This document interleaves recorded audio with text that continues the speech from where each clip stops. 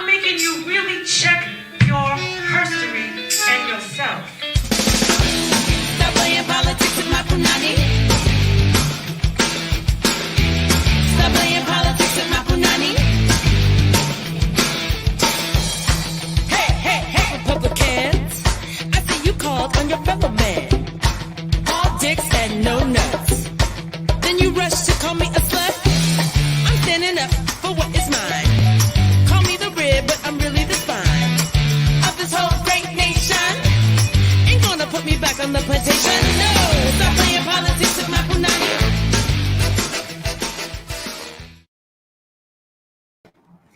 Greetings, greetings, greetings, greetings, greetings. Welcome to the full moon in Leo. And welcome to Punanny Politixxx. How are you? I hope everyone is having a beautiful full moon. It is crazy windy here in New York, in Brooklyn tonight, but we are here. And like last week, I had a beautiful sister over my shoulder, and tonight I have an ancestor over my shoulder. I know Harriet, she just peeking out the side. I just figured I would have her in the midst today because there's been some talk about this Harriet $20 bill, which we gonna get into in a minute. But I just want to say welcome to the show. It is the second week of season 2. I am super excited to have Honeychild Coleman on the show with me tonight. Yay. And we're gonna get into it because it's been an interesting week. It's been an interesting week because before, I guess when you last left your hero, it was the day before the inauguration. So man, a lot has happened since then.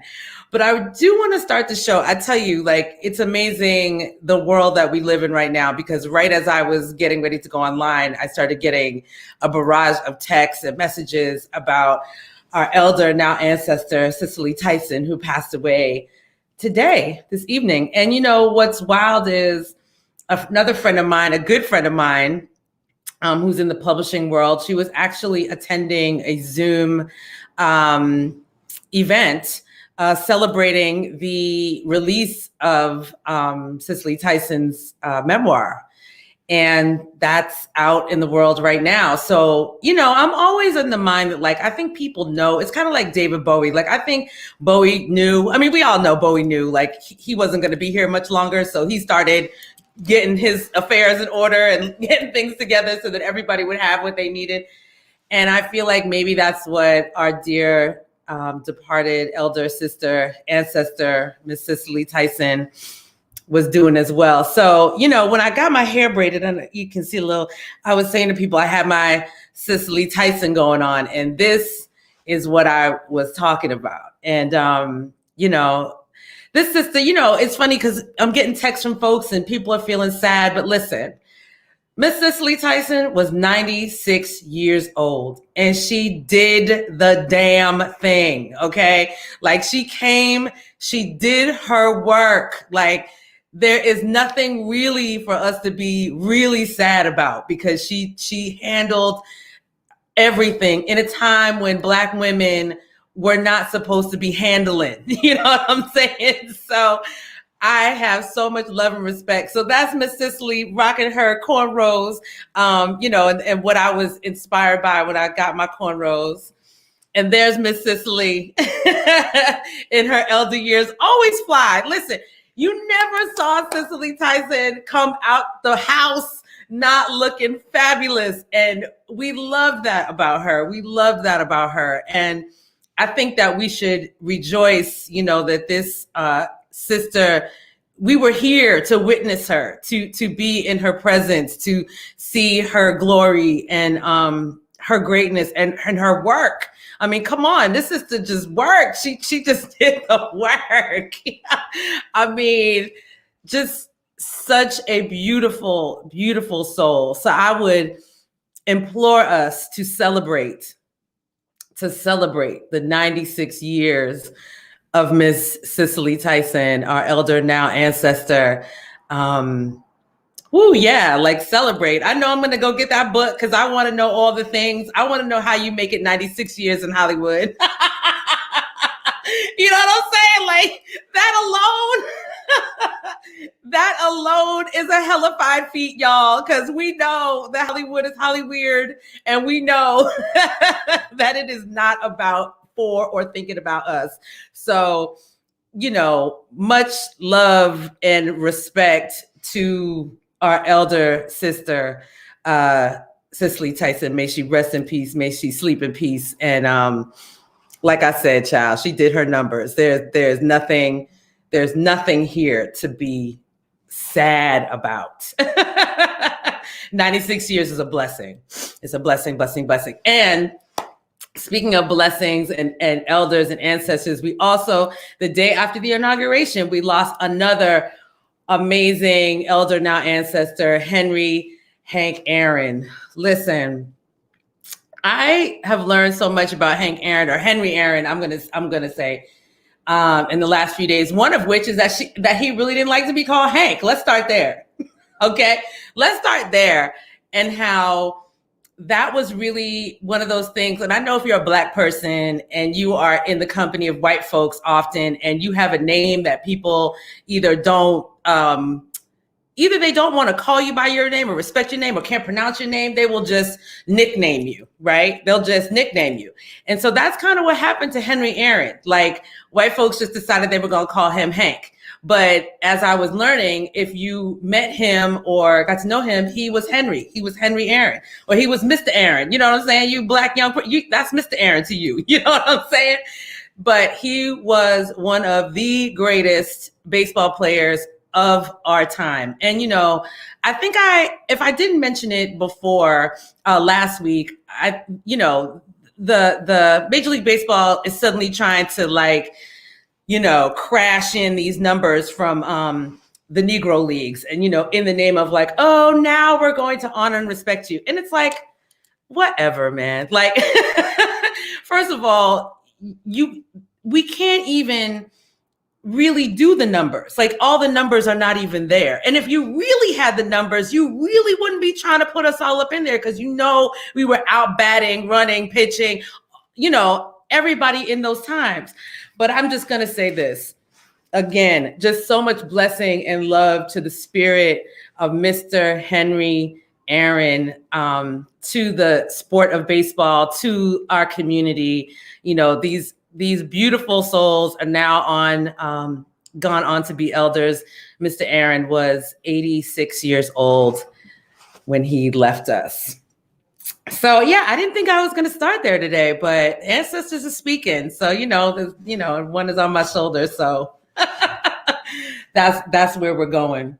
So in the news, quote unquote, I always say have the news and the good news. So last week was the inauguration. And, our president came out the gate swinging. So Joe, this is just some of the things at a glance that Mr. Joe Biden has done in the last several days. And some of these things I was like, are we just doing this? Like the very first one that they added an ASL interpreter at all press briefings. I can't believe that we are just getting to the point where we figured out that we need sign language at the press briefings. But hey, we're here now. He ended the ban on transgender people in the military. Kudos. Let's keep it moving. They are going to replace the current fleet of government cars with electric cars. I know that has to do with the climate change and all that. So kudos to him.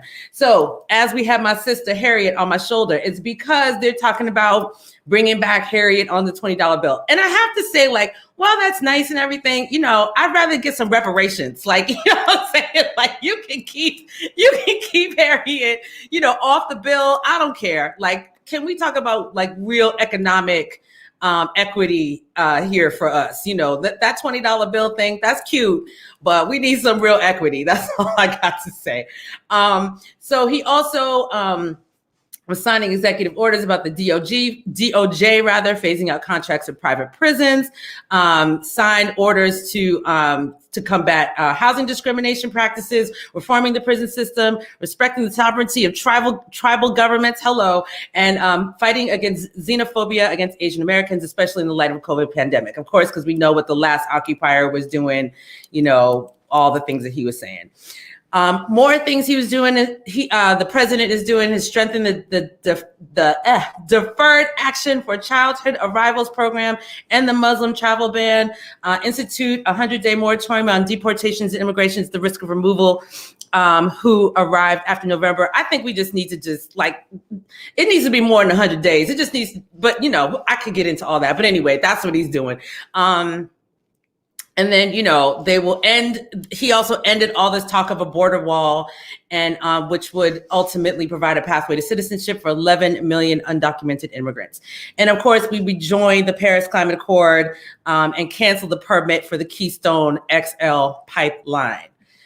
So, Mr. Joe has been busy. And these, white supremacists have been crying tears.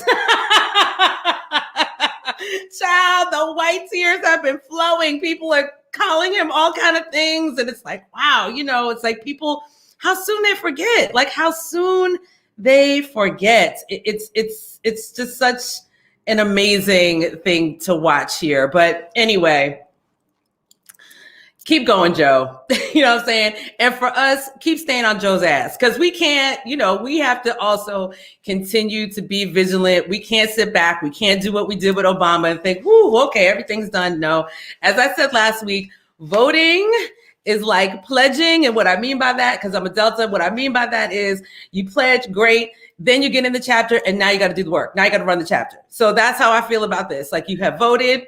Now you got to run things. You got to get up into these organizations, find out what's going on in your community, but I'll get into that later. But that's the deal. So what has been also very much in the news about COVID-19. So, if you've been paying attention, the vaccines are getting out, but very slowly. A lot of vaccines are having to be destroyed because they're not being used. And of course, they have to be at a very particular temperature. So if they're not used, then they can't be, they can't be given out. There's more vaccine in some parts of the country than others. And it's like a bit of a shit show, but I want to shout out in the midst of this sister right here, Dr. Ayla Stanford. She is the sister who's right in front.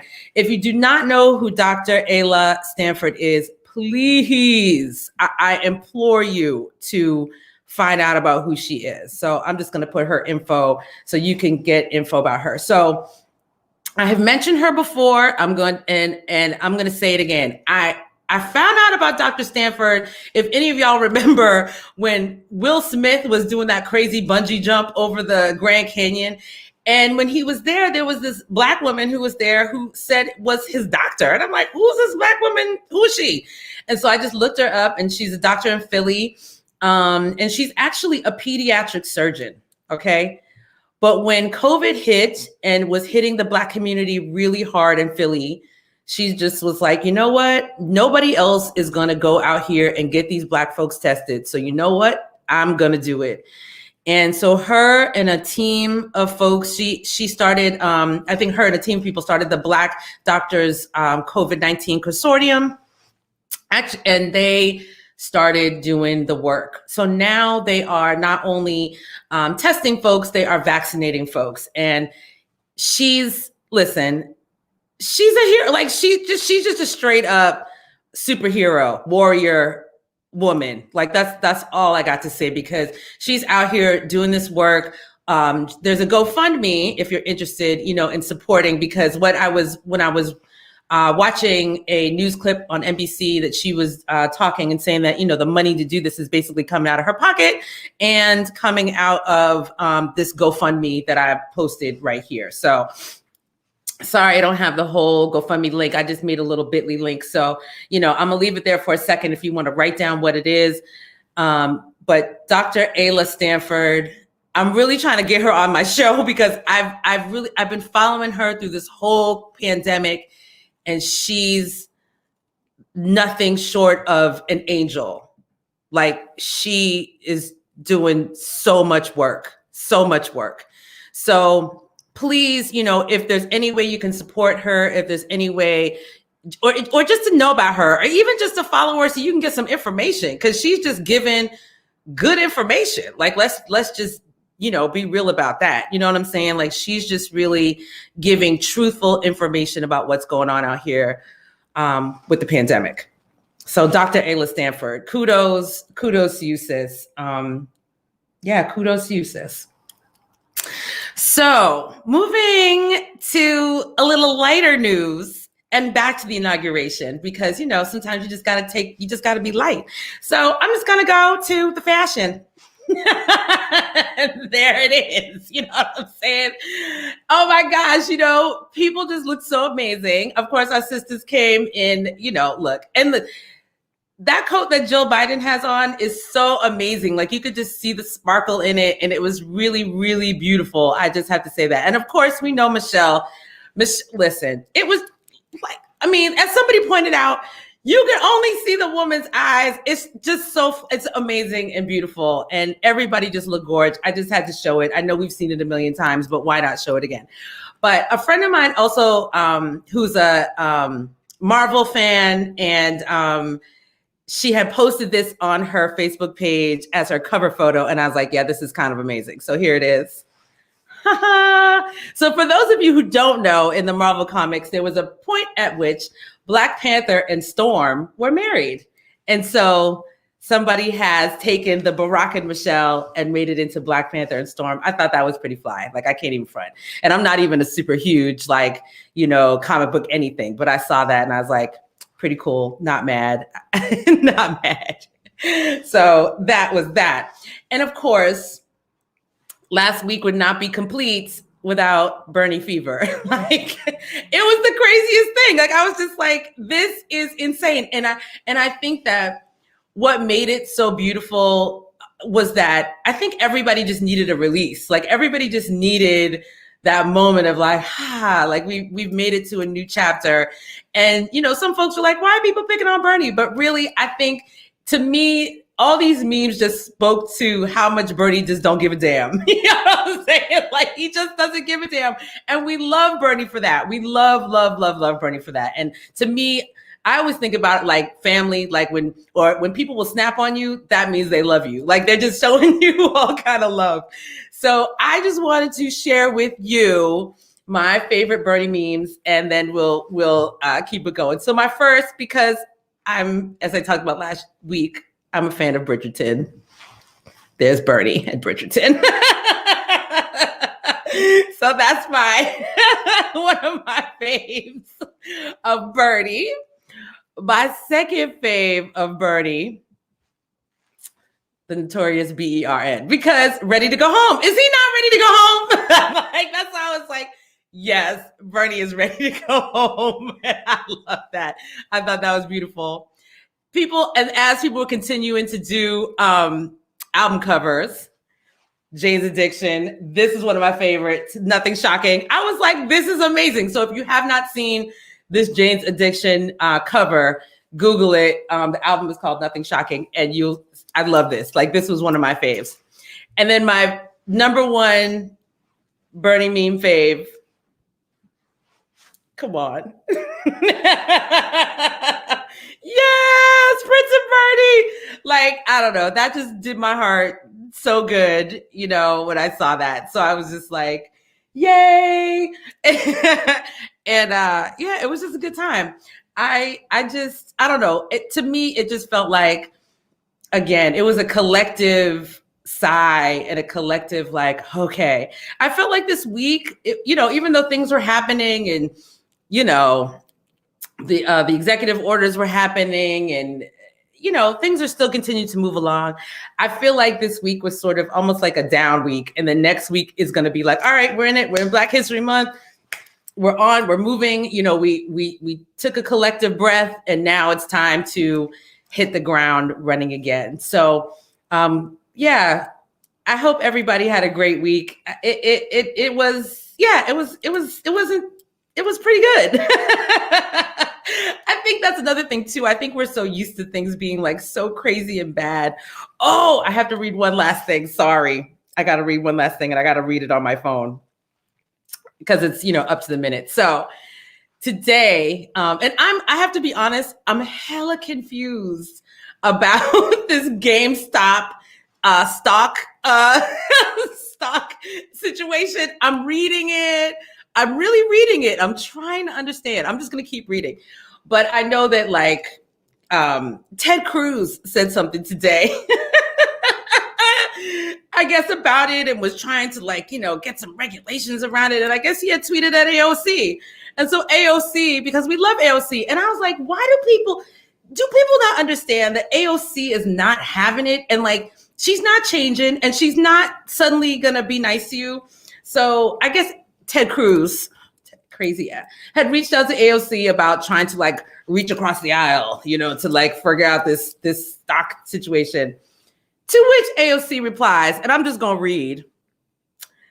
I'm going to say, "Dear Ted," she didn't say "Dear Ted," but I'm going to say, "Dear Ted, I am happy to work with Republicans on this issue where there's common ground. But you almost had me murdered 3 weeks ago, so you can sit this one out.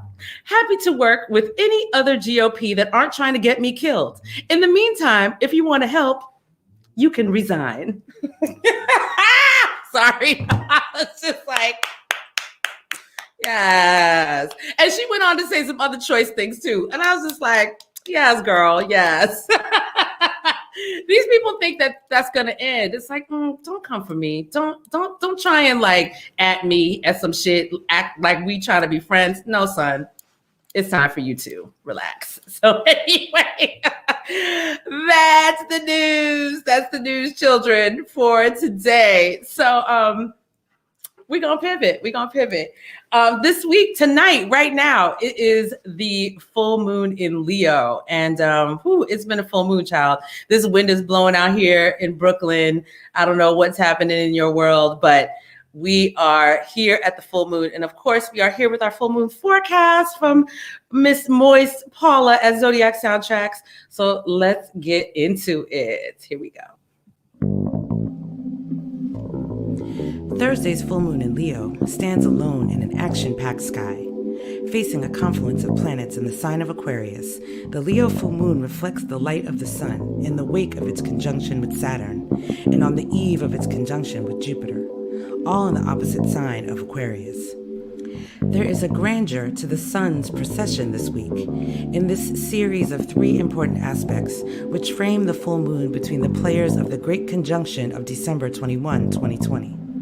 The Sun-Saturn conjunction at the beginning of the week may have raised a serious issue for our consideration, requiring a decision to have been made based around responsibility. The full moon highlights the polarities of the self and the collective. The energy of Leo is performative. Aquarius is the company, the ensemble, the audience. Consider the interrelatedness of these elements and think of an area in your life where they can come into play, serving and supporting each other. The brightest star in the galaxy, the sun, the ruler of Leo, is the one which shines for everyone. Use your personal star quality at this time to warm and illuminate your community, your group, your neighbors. Use your pride to be proud of the accomplishments of your friends and teammates.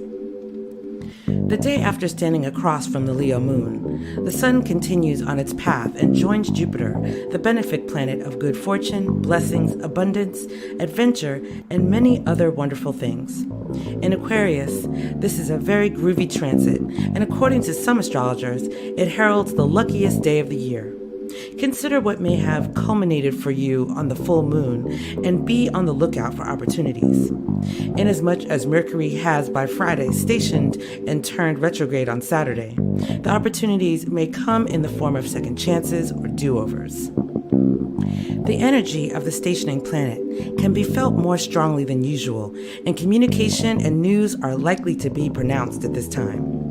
The fact that all these planets, Saturn, the Sun, Jupiter, and Mercury, are in Aquarius means that themes of freedom, rebellion, revolution, inventiveness, and futurism may come into play. Aquarius rules ideas, and this is a great time to do some thinking outside the box. If you're worried you're being too weird, you aren't. Meantime, back at the Capricorn Ranch, Pluto finally receives his last visitor for a while as Venus steps up to join the planet of transformation. This is an intense connection of love and power, love and powerfulness. This can, of course, be wonderful or terrible. An awareness of the energies at play can hopefully tilt your experience toward the wonderfulness of this transit. Some folks will definitely feel the kind of attraction that seems bigger than us.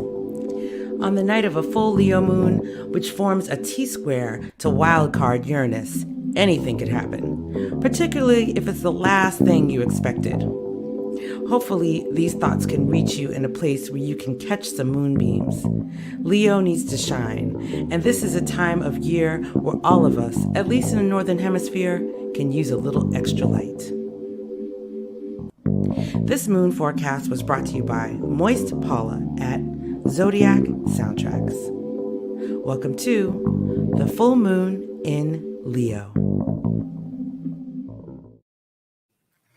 Yes, the full moon in Leo. Thank you, Moist Paula, always supplying the celestial energies. And yeah, if you haven't, got yourself a full moon ritual going, as I was saying, full moon's a nice time to release, let go. So maybe light yourself a candle tonight and think about what you want to let go of and start fresh. All right, we are here. We have reached the moment. I'm super excited to have this next guest on with me. I'd like to welcome to the stage, Honeychild Coleman. Yay! Hi. Thank you.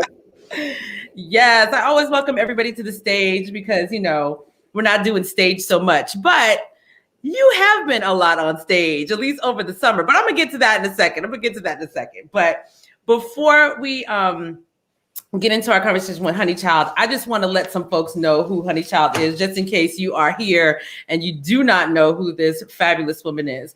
So Honeychild Coleman is a Brooklyn-based Invisible Girl recording artist that's in the UK. Honeychild Coleman has worked with The Slits, Mad Professor, and Death Comic Crew with Ramal Z. Is in the documentaries Afropunk, Fire Lies, and Getting My Name Up There. And the Makers, storytelling platform for trailblazing women. Her music appears in Sundance awarded film Pariah and UK Grease PR. She currently fronts blues punk outfit, the 1865, as you see right there, with musician filmmaker Sasha Jenkins, whose music is in Hulu series Woke. That was amazing, by the way. Yes. And her current projects, and we're going to get into this too, because I'm just like, wow. Her current projects are the 1865, Heavens Be, Backslider, GKA, and Ghost Producer presents Honeychild Coleman. So welcome to the show, Honeychild Coleman. Thank you, Shelley. My pleasure. I am super excited. So I'm just going to tell the folks that are here, I'm going to take us back. Okay. So when we were young and the world was open. So when I arrived in New York in the 90s, I guess I shouldn't say strangely enough. Like, I think everything is quite serendipitous, but I came to New York as a young journalist, believe it or not. And my very first paid interview was that of interviewing Greg Tate about the Black Rock Coalition. Wow. I know.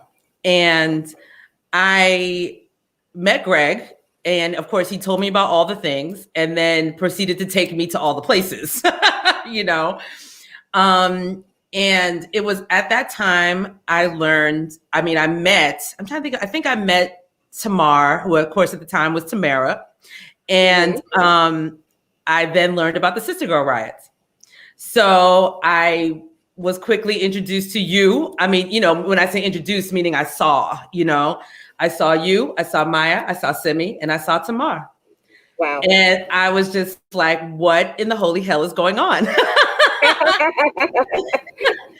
What magical land is this? What magical land is this? Like, it really changed my life. Between seeing y'all and seeing Remy Leku, and I was like, and of course Women in Love at the time, but I really wanted focus, because between the four of y'all and Remy, I was just like, something's happening, So I want to talk to you about that moment. And I'm going to start there because I don't know. Like when I got there, it just seemed like you all were fully formed. It was like already this massive thing. And I was just like walking into like, ah. So tell me about the formation of the Sister Girl Riot and how you all kind of came to know each other and come together. Sure. I actually met Remy through Tamar Kali because she had a goddess gathering in her home way before we started having the riots.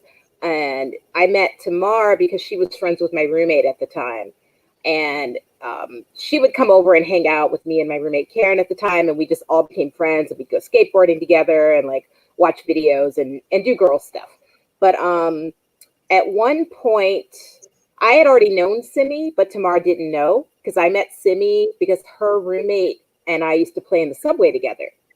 And I went to jam with him one night, and down the stairs comes Simi with the violin and just jumps in and starts playing with us.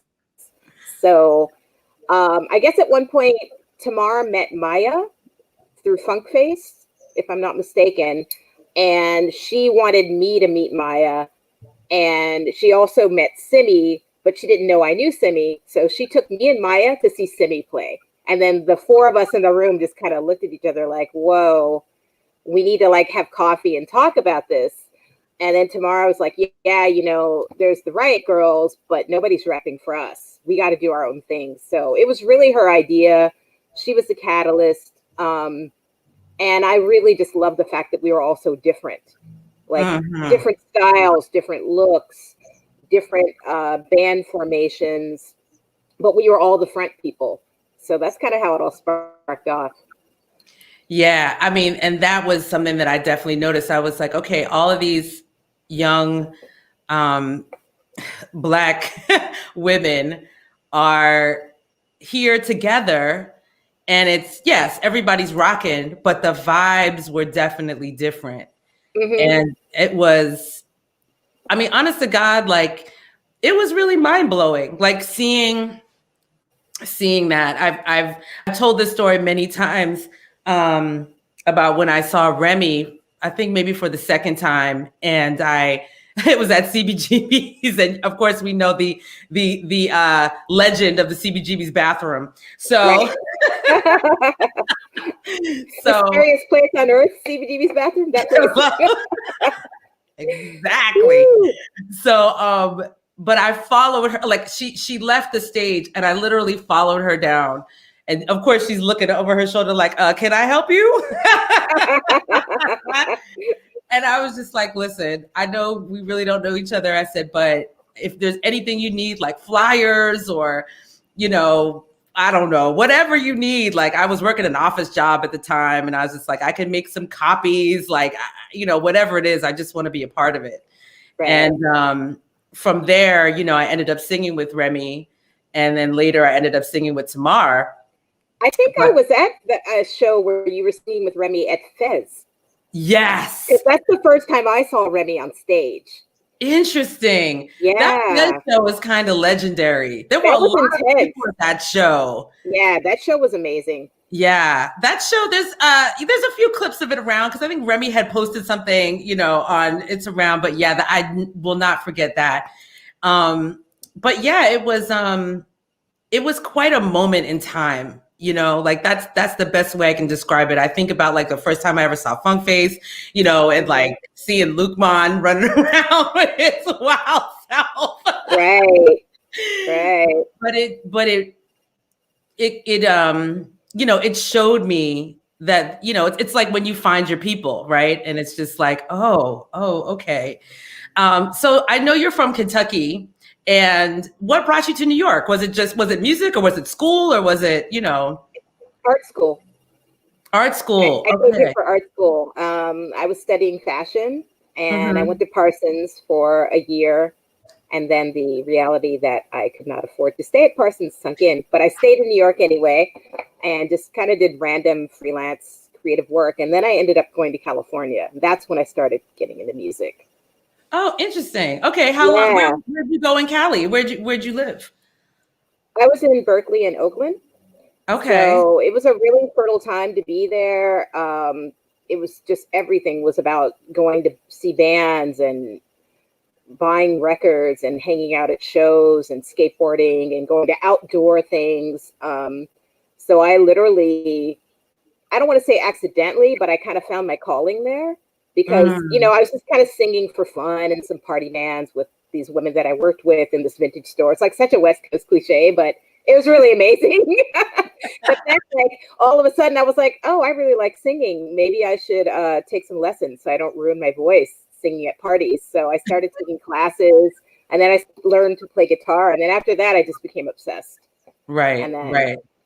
But then something was kind of tugging me back to New York because I felt like what I was doing at the time, there wasn't really a place for it in the Bay Area because I didn't have a band and I liked drum machine and I was just doing stuff that wasn't so acceptable then. But I was looking, you know, like Bjork had just gone solo and PJ Harvey was doing stuff. So I was like, well, that's where I want to be, but I didn't really see anyone around me doing it. So. Right. So did the Sister Girl riots happen after you came back from California? Yeah, I've been back for a while. Yeah, okay. I've been like doing stuff in the electronic scene before the riots. So, and so it's Simi. Like, it's so funny. Like all these circles kind of overlapped. Right. And I was things, and then rock and roll kind of resurfaced. The rest is history. So yeah, because I always thought it was amazing that you would just be there up with your guitar and just doing your thing. And I was like, that's what's up. Like, you know, like everybody sort of was like, I got to have these, you know, 5 people, 8 people, you know, to do this. But you were like, nope, I'm getting out here with my guitar. I got these songs and I'm going to do it. And again, it was really inspirational for me. To see that, you know, just other young women in my age, like just doing it. And so kudos to you for that. I know that you've been you sent me a list, like you have been part of so many bands, but one of it was, you know, the Velt. Well, Apollo Heights, yes. And Apollo Heights, yeah. Okay, so you were part of Apollo Heights, not the Velt. Right. Or kind of both. No, I mean, sometimes I'll sing with the Velt, you know, if I'm at a show, but I was really a member of Apollo Heights. You were a member of Apollo Heights. Okay. Yeah. And I mean, again, for folks who don't know, another very iconic New York band. And so I feel like when I started to notice, I guess, sort of watching you from periphery as we're all doing our thing, that you had started to travel overseas. And so when did that start to happen for you and start, you know, taking your music, abroad?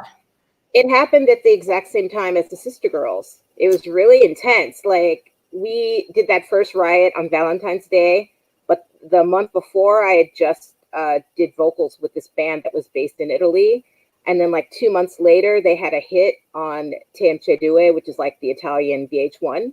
Okay. So the riots were starting to kind of build up, and then they were like, well, we're going to play a festival this summer. Do you think you might want to come and play? And I'm like, yes, of course. How long can I stay?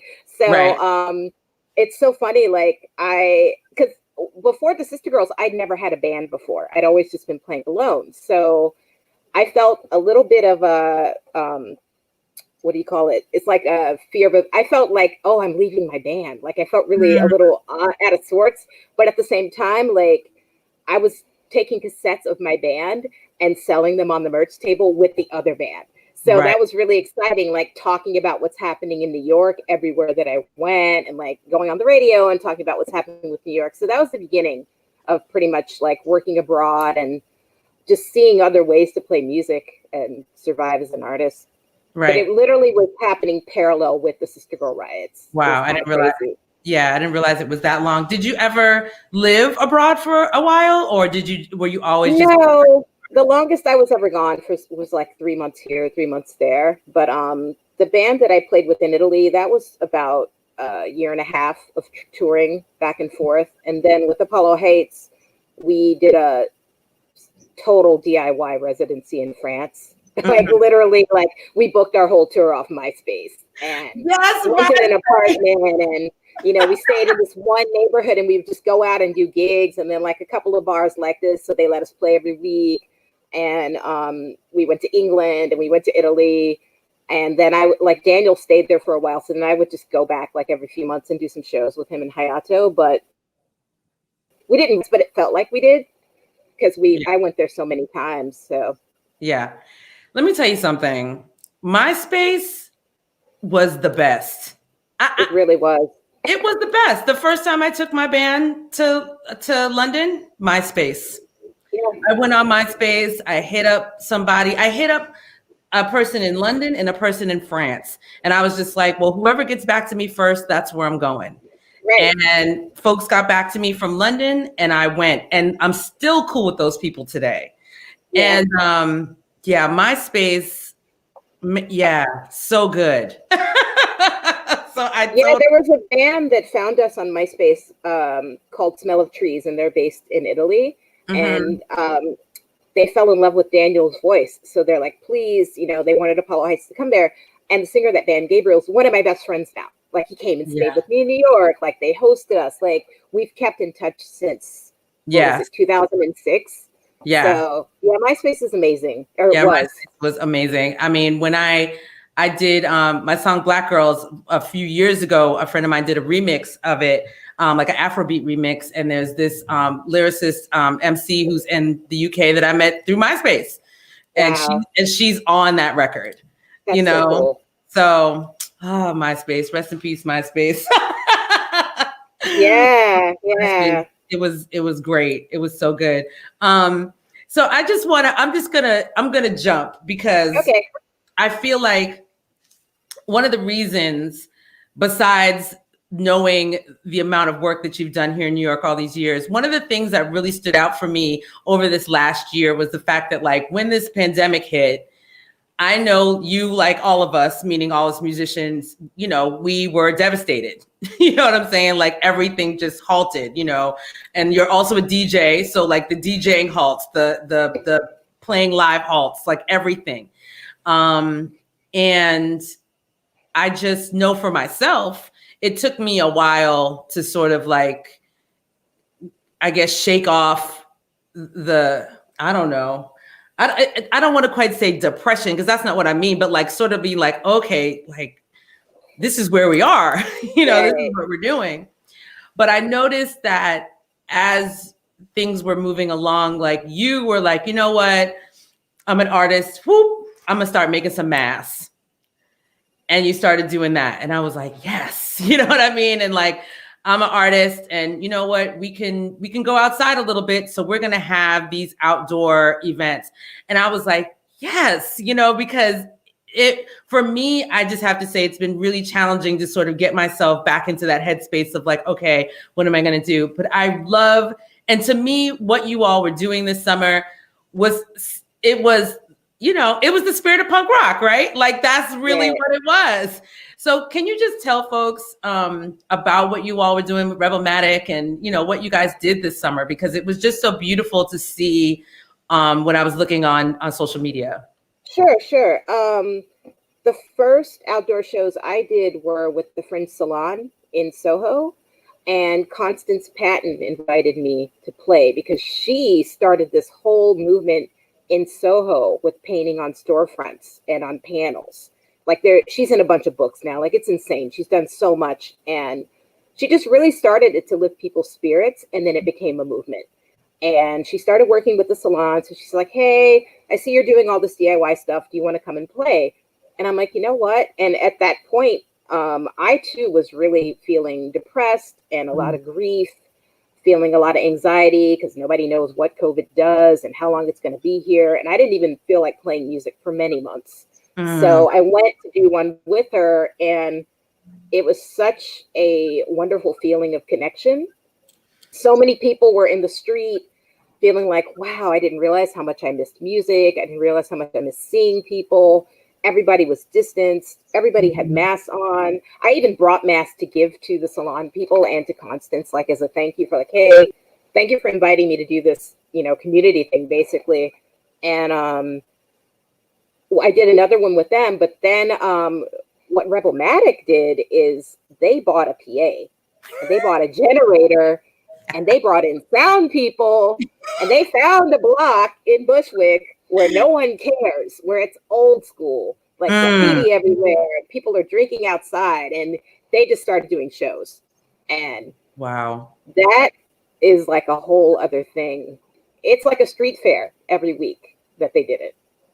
Yeah, it was amazing. Like, again, from like some of the footage that I saw, I was like, this is going down. You know what I mean? Yeah. And yeah, like, yeah. So tell me, who were some of the bands besides Rebelmatic? And was it the 1865 or one of your other bands? Because I know you have like 8 bands. We're going to get into that. I played with my band Backslider. Shout out to Anu and Ramsey. And also with the 1865. Ma'afa played, I believe, almost every show. Rebelmatic, Fear's Dead, Trophy Hunt, Insecurity. Like basically all the bands that we played with at our Max Fish residency, which we call Max Fish and Grits, they had invited to play on the street as well. So that's like a whole damn festival.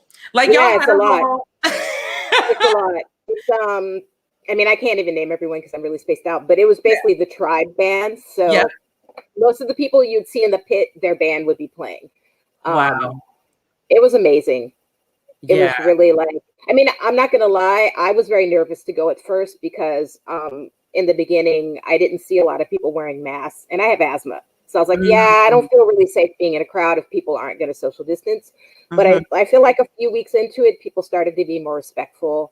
And then, you know, like we were just like wiping things down and handing out masks and just trying to be as safe as we could. When we played, I brought my own mic because I'm just like super careful, but it can be done. It can be done. So it was encouraging to see, like, I feel like sadly we are going to be living this way for a while until everyone's vaccinated or safe or it passes. So anything we can do to keep connecting and keep the arts active, I'm down for it. Absolutely. Yeah. I feel like there was only one other place, you know, Viva Di Concini. So Viva, she's another guitarist, singer, songwriter, and she lives on Vanderbilt. And so right in front of her building, because for the summer, they were shutting down Vanderbilt a lot, you know, weekends, and like, so people could kind of walk and just be in the street. So she just would set up her PA like in front of her house, you know, and invite people, you know, musician friends, and people would just come and sing and play. And so, yeah, I think people were trying to just make the most of it, make the best of it, do what we could, you know, in these times. But I mean, I know, you know, I'm well aware of like perception and how like sometimes it looks like things, but I have to say it really just did my heart good to see that happening, because I know that we don't know how that's going to be happening again en masse. You know, we don't know when. But I also know that your band, one of your bands, you all played at Lincoln Center, didn't you? Yes. Lincoln Center has this new thing called,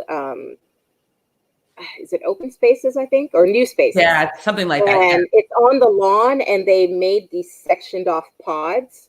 So it was an outdoor event, but they only, I think, had like 30 people attend. It was a very small crowd. Okay. So I think we'll see a lot more of that in the future. But that was great. Like we didn't step indoors once. The whole thing was outside. Right. Yeah. That I remember seeing Lincoln Center doing that, and I was like, oh, that's great that you guys got to play. But I just want to say we have named the 1865, Backslider, GKA, and Heaven's Beast. So for those of you who don't know, these are all the projects and her own project and her solo project that Honeychild is a part of right now. How, you know, I think you and maybe Jerome and Ramsey. Exactly. I think Ramsey wins. Ramsey, right? Ramsey's in the most bands, definitely. See, right. You all have so many bands that you play in. So just tell me, and they're all different, you know, because I was checking out the music and I was like, yeah, everything's different.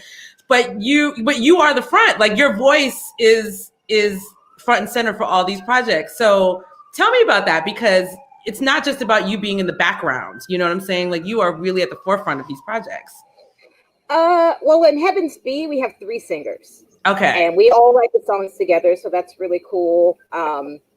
I always wanted to be in a ska band, so I was very honored when they invited me to come and sing and write with them. And I really miss those guys because we spent almost 2 years recording. Unfortunately, at the time that we launched our album, it was literally the beginning of the lockdown. So we haven't gotten to play any shows or have a record release. Wow. I think we made like one video, but we're talking about doing other things. But that project also was with another longtime person in the scene, Tania Best, who was in Agent 99 and Brave New Girl, and she also did a bunch of stuff with Ari from the Slits too. So that was really cool. GKA is an electronic kind of punk freestyle band I have with my partner Criterion, and we've only played maybe a couple of shows, but we've been recording for a long time too. So we kind of pushed ourselves to get our release ready for the election. So that was fun. Right. And just having time during the lockdown to like fix up the studio and all those things has been good. But every project is different. I like to write a lot. So I feel lucky that I have a place to put the ideas. Because I think if you're just in one band and you're always writing and people don't like what you write, like it kind of can hurt your feelings. Like my feelings will never be hurt if a song isn't right for a band. I'm like, well, I'll just do something else with it. But like, and I feel maybe it sounds crazy, but that gives me comfort. I'm like, oh, well, this song doesn't work for a Backslider, but maybe it'll work for this. So I just got to write the song and then see where it goes. Right. Have you been feeling creative during these COVID times? Because I know that's been a challenge for me. The first 6 months, no. And also I was just deep in making masks. Like I was making masks like it was a full-time job. Yeah. Like I know everybody at the post office on a first name basis because I was in there so much shipping. And then also I was like I was checking on people too, like because a lot of my friends lost their jobs like I did, or some people had to work, but they also couldn't find any supplies. Like that's why really I started doing it. Everybody started hoarding everything, and I'm like, I can't even find a mask. I'm afraid to go outside. What do I do? So I just started sewing. But then I started giving masks to people too that I knew like were just broke or whatever. So through that, a friend of mine who's a costume designer, Shelley Nicole, started this really cool collective called Liberated Peoples, where she got different groups of people to sew masks that we donate to the public or we donate to healthcare workers. So between those two things, I was just sewing and doing nothing else for months. I mean, I'm always writing, but I didn't touch an instrument for like 6 months. Like my head wasn't even in it. But now, after July, I started writing again and just kind of getting back into the flow. Okay. Yeah. And I know that you have, I don't want to say started, but you have your whole visual art life. So are you what's happening with that side of your life, or is that happening, or is that kind of, or is that part of your mask making, or what? Well, I kind of came out of illustration retirement with making of the 1865 album because I ended up doing the illustrations for the coloring book that comes with the lyrics. Got it. Yeah, I go through periods where like some days I'm like, I really just want to draw today, and I just do it. So I don't have any discipline with it at all. I'm not even going to pretend like, oh yeah, I sketch every day. Like even when I do these drawing challenges, I can never get to the end because I just get distracted with something else. Right. But, I feel like I didn't draw for about 20 years, which is so crazy because it really was my ticket out of the ghetto. And when I started again, it was like no time had passed. So I just feel like it's something I'll always do. Right. So I'm going to pivot a little bit before we close. I can't believe, like, I always look at the time. I'm like, I can't believe what time it is sometimes. Oh, wow. But just on the, I consider your making masks to be an activist act. You know what I'm saying? Because it was so necessary, and still is really. I mean, even though we can find PPE, like, we're still going to need everything that we need, and to support, to support you and other folks that are making masks is still a thing to do. But I was just thinking about during this whole, one of the catalysts, one of the many things that happened during this lockdown, of course, was all the protests that happened around George Floyd being killed. But of course, that was also connected with Breonna Taylor. And I know you're from Kentucky, and that happened in Louisville. So I just wanted to ask you, just from being from there and I guess knowing intimately the racial climate in, Kentucky, and what was happening for you, or what were your thoughts around that time, around everything that was happening? Just because I feel like when you're from a place and you see things happening in a place, you have a little bit of a different perspective than those of us who are just kind of outside reading and looking in. Right. Yeah. It was really intense. I can't lie, because growing up in Louisville, it took me back to being in grade school. Specifically, I think I was in 3rd grade. Kentucky was behind on desegregating schools. So my introduction to race at a time when forced busing was going down. And that's when that's when I learned about the Klan. It's when I saw people protesting against unifying people. And there was a lot of violence. So it really was triggering for me. I also felt a little bit helpless. Like I wish I could have been there in the streets with people, because my parents did take me to a lot of marches. I also felt it doesn't surprise me what happened with the police, and that no one still has been held accountable for Breonna Taylor's murder. And I'm disgusted but not surprised that they were charged with shooting into somebody else's house and destroying property. It's so many things. The one thing that I kind of made an effort to do to not feel so disconnected is to start looking at the people who not just were in the streets, but were really trying to document what was really happening. Oh, there's a peaceful protest. There's somebody who's there at everyone. Oh, there's someone who's putting their body on the line to film. Let me support that person. Oh, here's an organization who is trying to educate people and get information out, and just spreading the words about those different organizations. But at the end of the day, it's really heartbreaking, because it feels like not a lot has changed since I left. Even though I know some things have, it feels like going backwards. And we can't blame it all on Trump, because those feelings have been there since the country started. Yeah. One of my friends was like, oh, I'm so depressed. I don't think, anything's going to change just because, we have a new president. But I feel like things are changing, and that's why the white fragility is getting stronger. That's why they're organizing to fight it, because they can see and feel that a shift is happening. And my roommate this summer before I moved, she's from Germany. So we were always having these conversations every day, watching the news, talking about what's happening, because she was just shocked. Like all of a sudden, New York and the paradise in America is not what we thought it was. And I'm like, well, Black people aren't surprised. But with that said, this is probably the biggest civil uprising since the 60s. And I personally have never seen this many white people in the street, ever.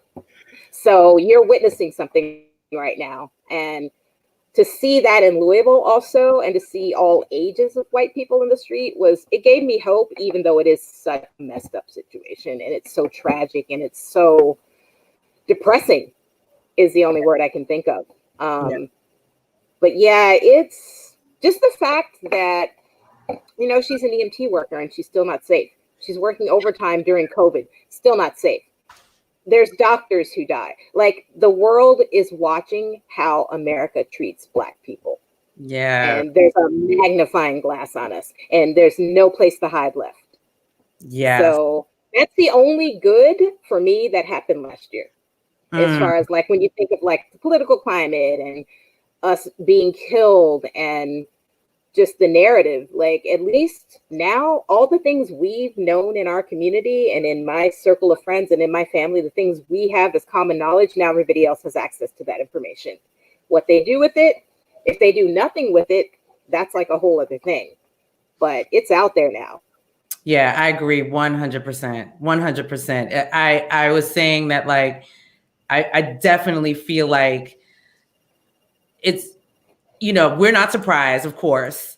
But it's a real time for people to like look at themselves. And I'm just like, and they have to, because I feel like every time folks think, oh, I'm just going to go back to my little, something else happens. That's like, oh no, I have to keep looking at how crazy this situation is, you know? Yeah.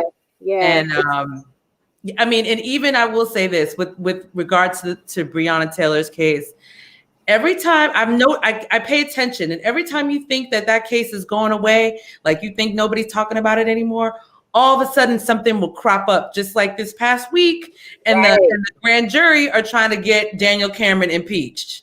And they better. But when's the last time you saw a grand jury start to really be like, oh no, this was crazy. Like they didn't ask us this, they didn't do this. So that's what I mean. Like things are really shifting. And you know, where's my girl right here? Our ancestors. Right. In effect right now. There's a lot swirling. Yeah, definitely. Swirling. I mean, I thank you for sharing that perspective, because I think that yeah, a lot of us don't know what it is to really be living in that kind of environment growing up, like you said, with the Klan down the street, and it really being like really present at your front door like that. Yeah, I mean, it's we had a false sense of peace, because, you know, once the 80s kicked in, and I don't know if you heard this narrative, you know, there was a thing of like, oh, racism's over. You know, don't talk about slavery. So then that became the narrative. And then if you're in an environment where you're the only Black person, or there's only 5 of us, are you really gonna like racist stink? Like now you would, but then you're like, I'm just trying to get home safe. Yes. So I won't have these conversations with white people I can't trust. But that was the narrative. It's like, yeah, don't talk about it. Yeah. So the fact that people stopped talking about it and it didn't go away and it bubbled into this is very telling. Yeah, it is. It's very, very telling. Well, you know, like you said, we know.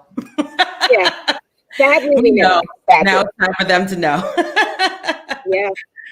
So before we wrap up, I know you had said you had some things coming up. I know the 1865 is getting ready to do, I think you said a live taping for the Woodstock sessions. Oh, we did the taping. It should be out soon. Okay. But yeah, one of our songs, which is dedicated to Harriet Tubman, it was the video in the Black Rock Coalition 35th anniversary party. Yes. Okay. So that song will be on the top as well. So when is that coming out? I don't know. Not sure yet. Okay. But I think the BRC comp comes out in February, I believe. Okay. For the Black Rock Coalition. Yeah. Right. Mm-hmm. And then you have it's a Ghost Producer Presents Honeychild Coleman remastered demos on ROIR. So tell me about that. The first album I ever recorded, where I actually wrote some of the songs, was the Bedouin Sound Clash Presents Vidawi versus Honeychild. So Roz, aka Ghost Producer, is one of my dearest friends and collaborators. He started the UPA, which is the Underground Producers Alliance, where we do like A&R production, coaching, and mentorship. Oh, that's amazing. He came across these tapes because everything we did was on 4-track. Right. So every time we did a live show, he actually brought the 4-track player to the stage. So, you know, the tapes start to kind of go after a while, but he still has all those original recordings because we did multiple takes. So he started remixing them, and then we decided, like, let's re-release this with the new versions. So I'm pretty psyched. That's amazing. Yeah. Yes. I just want to say, and I'm going to put up your social info. So Honeychild has so many things. She sent me so much stuff, and I was like, "Oh, I'm gonna do a pop up for this," and I was like, "This is gonna be like pop up, pop, pop, pop." All I'm gonna say. Check, find her on IG. Go to her website, find her on Facebook. Know about all these bands. All the music is fabulous. And just support. We all need all of us musician folks right now. We just need love. We need hugs. We need hugs right now. Musical hugs. Right. Support. So like I said, there's all her info. Find her, follow her, purchase music. There's music on Bandcamp. Buy it. You know what I'm saying? Do that thing that we don't do so much anymore. Buy some music. And yeah, oh, well, okay. You said the BRC. Yeah, that's coming out in February. So I'll make that announcement and I'll make sure that everybody knows about that. We didn't even talk about the BRC tonight. There's so many things. There's so many things. So many things. But I am really thankful. I'm so glad we were able to make this happen. I don't think we've really ever had a conversation like this in the, 20 plus years that we've known each other. So I really appreciate you being here. Oh, I really appreciate the invite. Yes. The energy of the show is fabulous. It's great. Yay. So once again, I just want to say thank you to Honeychild, and I will see you soon, love. Be well, Yes. be safe. Thank you. And I'll talk to you soon. Awesome. Thanks, All everyone. right. Good night. Good night. Thank you all. I'm so excited. You don't even know. Like that's been a long time coming. So again, support Honeychild. I gave you all her socials. Please, please support. So we are almost at the end of our show. I just wanted to talk. I know I've usually, like I said, before in season 1, I was always doing a little bit of, not even a little bit, but I was always honoring a sister that was lost. But I'm shifting a little bit. And I just want to talk about, as I said at the top of the show, that this week felt kind of quiet. Like, even though, yes, there's stuff going on, we haven't stopped moving, but it felt kind of quiet. I felt like everybody sort of needed a collective, like, woosah, and then, we could get back to the work of the people, because we really do. I think it's really important for us to understand that I know that we've just come out of a very intense time. And I think that it's important that we take some downtime. It's funny because I was talking to LaTosha Brown, who I'm going to have on the show in March. Yay. But when I was speaking with her about coming on the show, she was just like, after January 6th, I guess that was when the Georgia runoff was happening. She was like, child, I'm going on vacation. I'll check you on the other side. And I really appreciate that, because there was a time in our history where we would do a lot of activist work and then we wouldn't take care of ourselves. I think now, as we shift and we move, like, this is a time where we must take care of ourselves as we are moving and doing this activist work. Like, we can't just be in this space of go, do, and then, burn out, and then you don't have any energy to continue on. So I just want to say, while we are maybe, I don't know, want to say we're in a lull, but like, just sort of like, okay, taking it all in, because it has been a big change. I feel like the energy, like the air has shifted because we have a new administration. And it's not just about having this new administration and putting all our eggs into this new administration basket. It's just about the fact that the energy has shifted, and we're, how we're receiving news and all these other things has shifted a bunch. But I'm just going to encourage folks to diversify your news outlets. And the reason why I say that is because I know that a lot of us get our news from the same place all the time. I would really highly recommend, like, don't just always watch CNN. Don't always watch MSNBC. You might want to check out Roland Martin. You might want to check out, some of these other places that are giving you another perspective. I'm going to shout out In Class with Carr, which is a Saturday YouTube show that happens with Karen Hunter and Dr. Greg Carr, which is very informative, especially around Black issues and, things that we're dealing with and what we're working on. So just, broaden the horizon a little bit. That's all I'm going to say. And I also just want to say to all of us, we got this. Like, we got this. We have to keep going and keep moving toward the future. We're not going back to anything. Like, even when the masks are able to come off, we're not going back. We're only going forward. So with that in mind, what is the world that you want to see? What is your vision? How do you want this next chapter of our lives to look? Because we have the power, we have the energy, we have what it takes to make this happen. So, be encouraged, and also, do the work and know what's happening on a local level. And that's a big deal too. Like, really know what's happening on a local level. A lot of times we get caught up in this national, federal, and yes, we have to know about that too. But know about who's on your city council, know who's running for mayor, know who your state senators are, all those things, because that is where things start. Show up, call these people, get on the horn with them, and think about, maybe instead of thinking about politics or being in politics, think about being in a space of service. Think about serving your community. Think about what you need to continue to make things better, instead of maybe thinking about it this whole political thing. Because really where things change is right on the ground, like right outside your door. So I'm just going to say that. And that's sort of like my sort of closing for today. Be of service, and we all can do that. We all have a place that we can fit in and make change in the community, in the space that we are in. All right. So on that note, I just want to say thank you to everybody for being here tonight.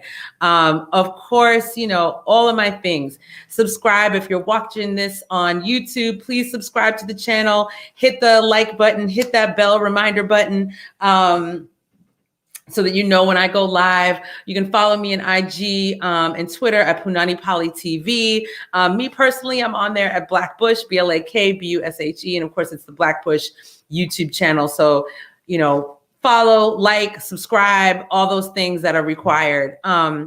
And next week, I'm very excited to have on the show to kick off Black History Month, my girl, comedian extraordinaire, Holly Harper of American Candy. So please tune in and come, I'm sure it's going to be jokes between us because that's what it is all the time.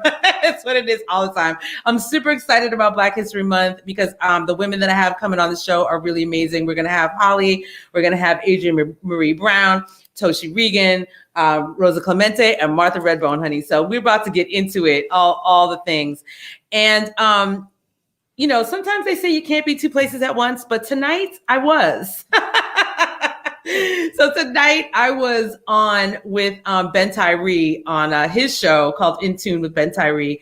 We had recorded it earlier and premiered tonight. It's on his YouTube channel. So I would suggest if you're like kind of done with screen time tonight, like you've done all the screen time that you can do, maybe tomorrow, maybe the next day, go to Ben Tyree's YouTube channel and you can check out the interview that him and I did together.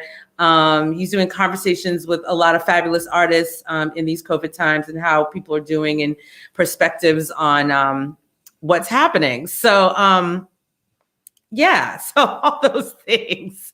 And where am I? Yeah. So check out Ben Tyree and check out our interview. So that's our show, folks. That's our show for tonight.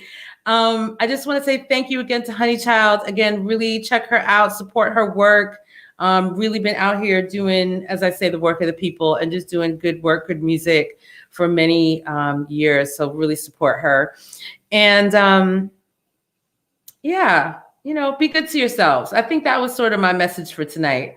Like, we have a lot of work to do, but we're not going to do it without self-care this time. We're not going to do it without self-care this time. We're not burning ourselves out this time. This time going forward, we're going to take care of ourselves. We're going to take care of each other as we move toward our future, which is bright and beautiful. So on that note, everybody, I just want to say good night. Everybody that's been in the chat, thank you for being in the chat. I'm here on my own until I get my fabulous interns or something like that. I can't respond to everybody in the chat, but I just want to say thank you for being here and tuning in. I really appreciate it. Tell a friend. And like I said, hit that like, hit that subscribe, do all those things because, the algorithms, they matter at this moment. They matter. Y'all have a great night. Be well. Take care. Rest in peace, Miss Cicely Tyson. Rest in peace, Mr. Henry Aaron. Good night, y'all. When you recognize